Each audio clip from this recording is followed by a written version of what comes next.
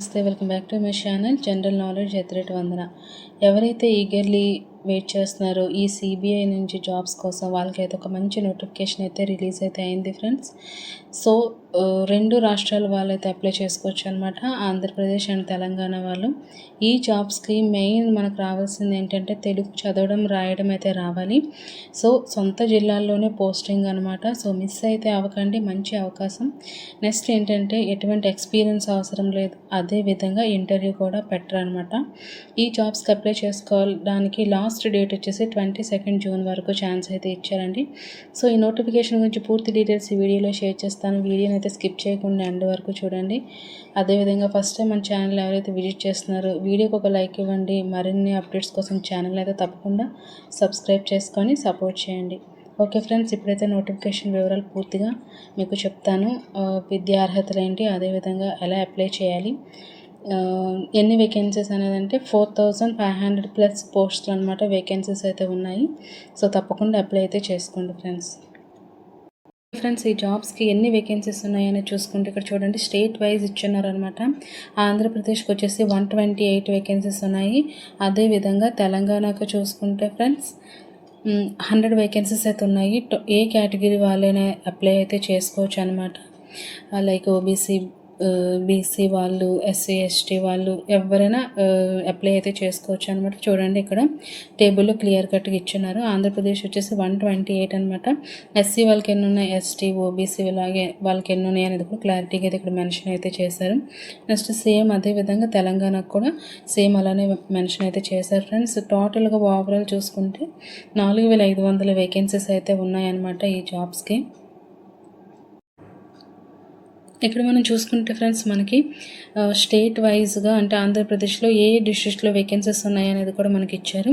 చూడండి, అనంతపూర్లో 2, బాపట్లలో 8, చిత్తూరు 2, గుంటూరు 11, కర్నూలు 3, నంద్యాల 3 అండ్ పల్నాడు 11, ప్రకాశం 3, తిరుపతి 4, వైఎస్ఆర్ కడప 2 ఇలాగనమాట మనకి డిస్ట్రిక్ట్ వైజ్ వేకెన్సీస్ కూడా ఇచ్చారనమాట. సో మన సొంత జిల్లాల్లోనే మనం జాబ్ చేసుకునే ఛాన్సెస్ అయితే ఉంది ఫ్రెండ్స్. అదేవిధంగా మనం ఇక్కడ తెలంగాణలో చూసుకుంటే ఫ్రెండ్స్ ఏ డిస్ట్రిక్ట్ వేకెన్సీస్ ఉన్నాయో మీకు చెప్తాను. తెలంగాణ చూసుకుంటే హైదరాబాద్లో 30 ఉన్నాయి, మేడ్చల్ మల్కాజ్గిరిలో 11 ఉన్నాయి, రంగారెడ్డి 1, జోగులాంబ గద్వాల్ 1, మహబూబ్ నగర్ 1 అండ్ నాగర్ కర్నూలు 1 ఇలా చూసుకుంటే ఫ్రెండ్స్ క్లియర్ కట్గా అయితే మనకి నోటిఫికేషన్లో మెన్షన్ అయితే చేశారనమాట. సో మనకి సొంత జిల్లాల్లోనే జాబ్ చేసుకునే అవకాశం అనేది క్లారిటీగా ఇక్కడ. ఓకే ఫ్రెండ్స్, ఈ జాబ్స్కి సెలెక్ట్ అవ్వాలంటే మనకి లోకల్ లాంగ్వేజ్ మీద మంచి పట్టు అనేది ఉండాలన్నమాట. ఆంధ్రప్రదేశ్ స్టేట్ వాళ్ళు అయితే మాత్రం తెలుగు, ఇంగ్లీష్ లాంగ్వేజెస్ మీద మంచి గ్రిప్ అనేది ఉండాలి. నెక్స్ట్ అదేవిధంగా తెలంగాణ తీసుకుంటే తెలుగు, ఉర్దూ మీద ఉండాలన్నమాట. ఫస్ట్ లాంగ్వేజ్ కింద తెలుగు ఇచ్చారు, సెకండ్ లాంగ్వేజ్ కింద ఉర్దూ ఇచ్చారనమాట. మన లోకల్ లాంగ్వేజెస్లో మంచి పట్టు ఉంటే ఈ జాబ్స్కి అయితే మనం ఈజీగా సెలెక్ట్ అయితే అవ్వచ్చు. ఇక్కడ చూడండి ఫ్రెండ్స్, మనకు బోల్డ్ అండ్ స్టేట్స్ కూడా ఇచ్చారంట. ఈ స్టేట్స్ వాళ్ళు అంటే ఏ స్టేట్ వాళ్ళైనా ఈ జాబ్స్కి అయితే అప్లై చేసుకోవచ్చు అనమాట. లోకల్ లాంగ్వేజ్ మీద పర్టికులర్ స్టేట్కి పర్టికులర్ లాంగ్వేజ్ అనేది ఇచ్చారు. ఆ లాంగ్వేజెస్లో మనం గ్రిప్ అనేది ఉంటే సరిపోతుంది. ఈ జాబ్స్ కండి చెప్పాను కదా ముందే, ఇంటర్వ్యూ ఏమి ఉండదు, ఎక్స్పీరియన్స్ ఇంకా అవసరం లేదు, ఓన్లీ రిటర్న్ ఎగ్జామ్ అనేది ఉంటుంది అనమాట. రిటర్న్ ఎగ్జామ్ అనేది టోటల్గా ఎన్ని టాపిక్స్ మీద ఉంటుందంటే 5 టాపిక్స్ మీద ఉంటుంది. ఇక్కడ చూడండి స్క్రీన్ పైన general and financial awareness 20 questions 20 marks అనమాట. Quantitative and reasoning aptitude 20 questions 20 marks. Computer knowledge వచ్చేసి 20 questions 20 marks. General English. Next అదేవిధంగా Central Bank of India products and services మీద కూడా మనకి ఒక టాపిక్లో కొన్ని క్వశ్చన్స్ అయితే ఇస్తారనమాట. దాన్ని బేస్ చేసుకొని 20 క్వశ్చన్స్ ఉంటే 20 మార్క్స్ అనమాట. సో ఓవరాల్గా వచ్చేసి 100 క్వశ్చన్స్ 100 మార్క్స్. మనకు డ్యూరేషన్ వచ్చేసి 60 మినిట్స్ ఇస్తారనమాట. నెక్స్ట్ ఏంటంటే ఇంగ్లీషు ఆర్ హిందీ 2 లాంగ్వేజెస్లో ఎగ్జామ్ అనేది ఉంటుంది, తెలుగులో అనమాట ఉండదన్నమాట. ఇక్కడ మనం చూసుకుంటే ఫ్రెండ్స్ మనకి ఈ ఎగ్జామ్ అనేది ఆబ్జెక్టివ్ టైప్లో ఉంటుంది. నెక్స్ట్ దాన్ని మనం చేశాక దాన్ని కంప్లీట్ చేశాక మనకి లోకల్ లాంగ్వేజ్ మీద ఎంత పట్టున్నది అనేది ఒక చిన్న టెస్ట్ అనేది నిర్వహిస్తారనమాట. అది కూడా కంప్లీట్ అయిపోతే ఫైనల్ సెలెక్షన్ అనేది చేసేస్తారు. డాక్యుమెంట్ వెరిఫికేషన్ అనేది ఉంటుందన్నమాట ఫ్రెండ్స్. ఇదంతా కంప్లీట్ అయిపోతే మనకి జాబ్ అనమాట వచ్చేసినట్లే అనమాట. నెక్స్ట్ ఈ జాబ్ ఎలా అప్లై చేసుకోవాలనేది ప్రాసెస్ కూడా వీడియోలో షేర్ చేస్తాను ఫ్రెండ్స్. ఓకే ఫ్రెండ్స్, ఇక్కడ ఏజ్ విషయానికొస్తే మనకి మినిమమ్ ఏజ్ వచ్చేసి 20 ఇచ్చారు. మాక్సిమం ఏజ్ వచ్చేసి 28 ఇయర్స్ అనమాట ఇచ్చారనమాట. నెక్స్ట్ అదేవిధంగా ఏజ్ రిలాక్సేషన్స్ కూడా వర్తిస్తుంది. ఎస్సీ, ఎస్టీ వాళ్ళకైతే 5 ఇయర్స్, ఓబీసీ వాళ్ళకైతే 3 ఇయర్స్ అనమాట.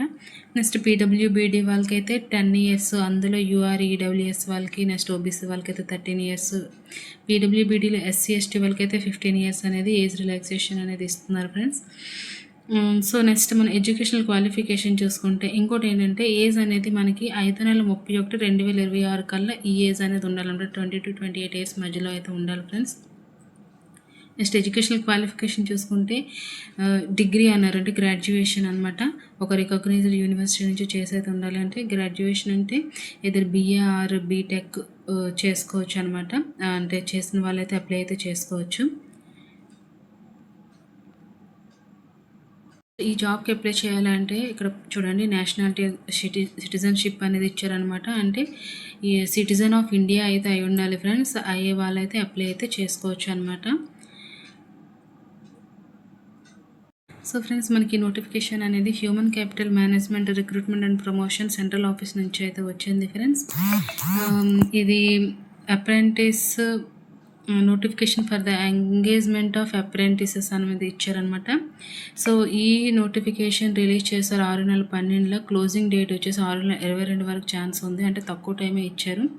పేమెంట్ ఆఫ్ అప్లికేషన్ ఫీ అనేది 6/12 నుంచి 6/22 వరకు అయితే ఛాన్స్ ఇచ్చారనమాట.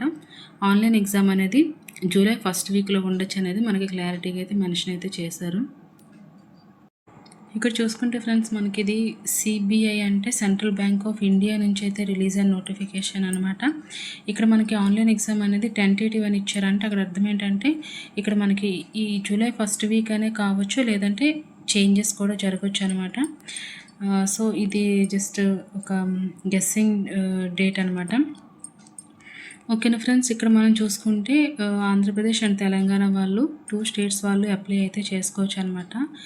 ఇక్కడ మనకి ఒక వెబ్సైట్ ఇచ్చారు, దానిలోకి వెళ్ళి అయితే మనం అప్లై అయితే చేసుకోవచ్చు. ఇక్కడ చూడండి, https centralbank.in రిక్రూట్మెంట్ అనేది మనం దీనిపైన క్లిక్ చేస్తే ఫ్రెండ్స్, సో మనకి స్క్రీన్ పైన ఇంటర్ఫేస్ అనేది ఈ విధంగా ఓపెన్ అవుతుందన్నమాట. ఇక్కడ చూడండి, క్లిక్ హియర్ ఫర్ డీటెయిల్స్ అని ఉంది. ఇది మనం క్లిక్ చేసి అనమాట పూర్తి నోటిఫికేషన్ అయితే డౌన్లోడ్ అయితే చేసుకోవచ్చు. లేదు రిజిస్ట్రేషన్ చేసుకోవాలంటే click for registration on NATS అని ఉంది కదా, దానిపైన మనం క్లిక్ చేస్తే ఈ విధంగా ఓపెన్ అవుతుందన్నమాట. ఇక్కడ చూడండి friends, regular student or sandwich AEDP student ఉంది కదా, ఇక్కడ మనం రెగ్యులర్ స్టూడెంట్స్ దగ్గర క్లిక్ చేస్తే ఈ విధంగా మనకి ఓపెన్ అవుతుందన్నమాట. ఇక్కడ మనం స్టూడెంట్ రిజిస్ట్రేషన్ అని ఉంది కదా ఫ్రెండ్స్, దీనిపైన క్లిక్ చేయాలి. రిజిస్ట్రేషన్ క్లిక్ చేసిన తర్వాత ఈ విధంగా వస్తుంది ఇంటర్ఫేస్. ఇక్కడ మనం టోటల్గా అన్నింటినీ టోటల్ ఫార్మాట్ని అనమాట ఫిలప్ చేసేసి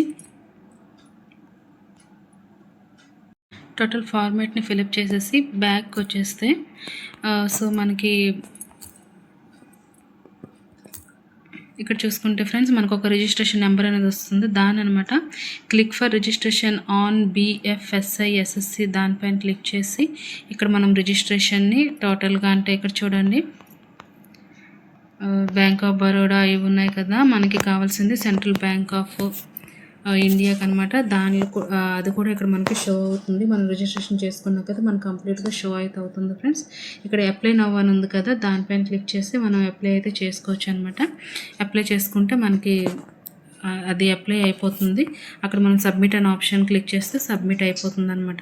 సో ఈ విధంగా అయితే మనం చేసుకోవాల్సి ఉంటుంది.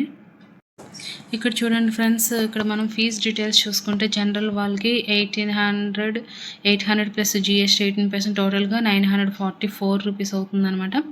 జనరల్ ఈడబ్ల్యూఎస్ ఓబీసీ అది మేల్కి చెప్పాను. ఇప్పుడు ఫీమేల్ చూసుకుంటే 708 rupees, SC ST male or female చూసుకుంటే 236, అండ్ PWBD ఎనీ కేటగిరీ వాళ్ళకి 236 రూపీస్. నెక్స్ట్ ట్రాన్స్జెండర్ ఎనీ కేటగిరీకి సంబంధించిన వాళ్ళకైతే 236 రూపీస్ అనమాట మనం పే చేయాల్సి ఉంటుంది. ఈ పేమెంట్ కూడా ఆన్లైన్ మోడ్లోనే పే చేయాలన్నమాట. ఓకే ఫ్రెండ్స్, ఇవి అప్రెంటిస్ జాబ్స్ కాబట్టి మనకి మంత్లీ స్టైఫండ్ కూడా ఇస్తారనమాట. 15,000 పర్ మంత్ స్టైఫండ్ అనేది ఉంటుంది. ఈ పీరియడ్ అనేది 1 ఇయర్ పీరియడ్ అనమాట. సో మనకి వీళ్ళు స్టైఫండ్తో పాటు మనకి ఇది కంప్లీట్ అయ్యాక మాత్రం మనకి ఒక సర్టిఫికేట్ కూడా ఇస్తారనమాట. ఆ సర్టిఫికేట్స్ వల్ల మనం ఫర్దర్గా ఏ బ్యాంక్స్లోనైనా జాబ్ చేసుకోవడానికి మనకి ఫస్ట్ ప్రిఫరెన్స్ అనేది ఇవ్వడం అనేది జరుగుతుందనమాట. సో తప్పకుండా అప్లై అయితే చేసుకోండి ఫ్రెండ్స్. ఇలా కూడా మనం చేసుకుంటూ అప్రెంటిస్షిప్లో జాబ్స్ కూడా చేసుకుంటూ మనం పర్మనెంట్గా జాబ్స్ తెచ్చుకునే ఛాన్సెస్ చాలా ఎక్కువ ఉంటాయి. సో బ్యాంక్ రంగంలో ఎవరైతే స్థిరపడాలనుకుంటున్నారో వాళ్ళకైతే గుడ్ ఆపర్చునిటీ కాబట్టి తప్పకుండా అప్లై చేసుకోండి. ఇంకా ఏమైనా డౌట్స్ ఉంటే కామెంట్ సెక్షన్లో కామెంట్ చేయండి. వీడియో నచ్చితే తప్పకుండా లైక్ చేయండి, షేర్ చేయండి, ఛానల్ని సబ్స్క్రైబ్ చేసుకోండి. Thank you friends. Have a nice day.